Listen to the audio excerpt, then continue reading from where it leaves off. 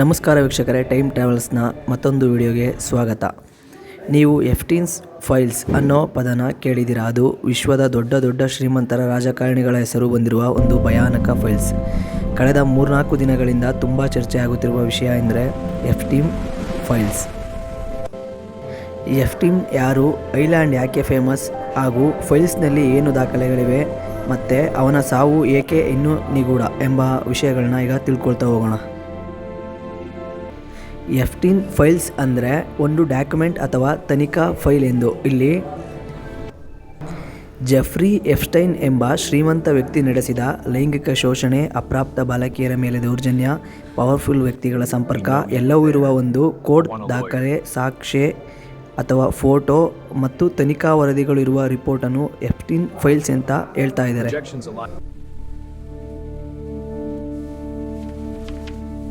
ಯಾರು ಈ ಜೆಫ್ರಿ ಎಪ್ಸ್ಟೈನ್ ಎಂದು ನೋಡುವುದಾದರೆ, ಅಮೆರಿಕದ ಒಬ್ಬ ಬಿಲಿಯನರಿ ಫೈನಾನ್ಸರ್ ಹಾಗೂ ದೊಡ್ಡ ರಾಜಕಾರಣಿಗಳು ಮತ್ತು ಸೆಲೆಬ್ರಿಟಿಗಳ ಜೊತೆ ಸಂಪರ್ಕ ಹೊಂದಿದ್ದ ವ್ಯಕ್ತಿ. ಇವನ ಬಳಿ ಖಾಸಗಿ ದ್ವೀಪ ಇತ್ತು ಹಾಗೂ ಸ್ವಂತ ಜೆಟ್ ಕೂಡ ಇತ್ತು. ಆ ಜಾಗದಲ್ಲಿ ಈ ವ್ಯಕ್ತಿ ಹುಡುಗಿಯರ ಮೇಲೆ ಶೋಷಣೆ ನಡೆಸುತ್ತಿದ್ದ ಎಂಬ ಆರೋಪ ಇದೆ.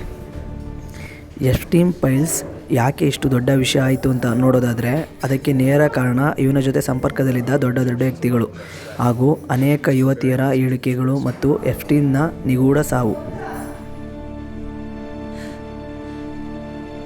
ಎಫ್ಟೀನ್ನ ದ್ವೀಪದಲ್ಲಿ ಪಾರ್ಟಿಗಳು, ಶ್ರೀಮಂತರ ಭೇಟಿ, ಅಪ್ರಾಪ್ತ ಹುಡುಗಿಯರ ದುರುಪಯೋಗ ಹಾಗೂ ಹುಡುಗಿಯರ ಮೇಲೆ ಶೋಷಣೆ ನಡೆಯುತ್ತಿದ್ದ ಎಂಬ ಆರೋಪಗಳು ಸಹ ಇವೆ. ಎಫ್ಟೀನ್ ಫೈಲ್ಸ್ನಲ್ಲಿ ಏನು ಇದೆ ಎಂದು ನೋಡುವುದಾದರೆ, ವಿಕ್ಟಿಮ್ಸ್ನ ಸ್ಟೇಟ್ಮೆಂಟ್ಸ್ಗಳು, ಅಂದರೆ ಹುಡುಗಿಯರು ತಮಗೆ ಏನಾಯಿತು ಮತ್ತು ಯಾವ ರೀತಿ ದೌರ್ಜನ್ಯ ಎಸಗಿದರು ಎಂದು ಕೋರ್ಟ್ ಮುಂದೆ ಹೇಳಿದ ದಾಖಲೆಗಳಿವೆ. ಹಾಗೂ ವಿಮಾನದ ಪ್ರಯಾಣದ ಲಿಸ್ಟ್, ಅಂದರೆ ದ್ವೀಪಕ್ಕೆ ಯಾರು ಪ್ರಯಾಣ ಮಾಡಿದ್ದಾರೆ ಎಂಬ ಲಿಸ್ಟ್ ಇದೆ.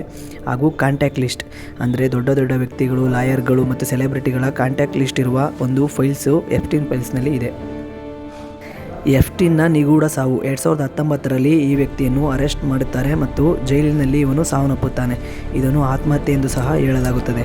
ಆದರೆ CCTV ದೃಶ್ಯ ಲಭ್ಯ ಇರುವುದಿಲ್ಲ ಹಾಗೂ ದೊಡ್ಡ ವ್ಯಕ್ತಿಗಳ ಹೆಸರು ಹೊರಗೆ ಬರಬಾರದೆಂದು ಏನೋ ಮಾಡಿದ್ದಾರೆ ಎಂಬ ಮಾತು ಸಹ ಇದೆ. ಹೀಗಾಗಿ ಇದು ನಿಗೂಢವಾಗಿ ಇನ್ನೂ ಉಳಿದಿದೆ.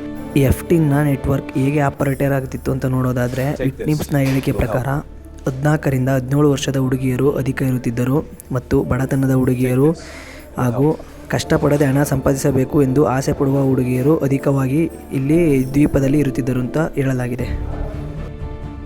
ನಾರ್ಮಲ್ ಜಾಬ್ಗೆ ಕರೆಸುತ್ತಿದ್ದರು, ನಂತರ ಅವರನ್ನು ಸೆಕ್ಸುವಲ್ ಆಗಿ ಬಳಸಿಕೊಡುತ್ತಿದ್ದರು ಎಂದು ಆರೋಪ ಬಂದಿದೆ. ಇದು ಆಚೆ ಬಾರದಂತೆ ಮನಿ, ಗಿಫ್ಟ್ ಮತ್ತು ಇನ್ಫ್ಲೂಯೆನ್ಸಿಂದ ಇದನ್ನು ತಡೆಯುತ್ತಿದ್ದರು ಸಹ ಎಂದು ಹೇಳಲಾಗಿದೆ. ಈ ದ್ವೀಪದಲ್ಲಿ ಪವರ್ಫುಲ್ ವ್ಯಕ್ತಿಗಳು ಬರುತ್ತಿದ್ದರು ಮತ್ತು ತುಂಬ ಪ್ರೈವಸಿ ಇರುತ್ತಿತ್ತು ಅಂತ ಎನ್ನಲಾಗಿದೆ. ಈ ಪ್ರಕರಣದಲ್ಲಿ ಇನ್ನೂ ಹಲವಾರು ಪ್ರಶ್ನೆಗಳಿಗೆ ಉತ್ತರ ಇಲ್ಲ. ಇನ್ಸ್ಟಾಗ್ರಾಮ್, ಫೇಸ್ಬುಕ್, ಯೂಟ್ಯೂಬ್ಗಳಲ್ಲಿ ನೀವು ಸಹ ಎಫ್ಟೀನ್ ಫೈಲ್ಸ್ನ ಹಲವಾರು ವೀಡಿಯೋಗಳನ್ನು ನೋಡಿರ್ತೀರ. ನಿಮಗೆ ಆ ವಿಡಿಯೋಗಳನ್ನ ನೋಡಿದಾಗ ಏನು ಅನ್ನಿಸ್ತು ಅಂತ ಕಮೆಂಟ್ ಮಾಡಿ ಮತ್ತು ಮುಂದಿನ ವಿಡಿಯೋದಲ್ಲಿ ಸಿಗೋಣ. ಧನ್ಯವಾದಗಳು.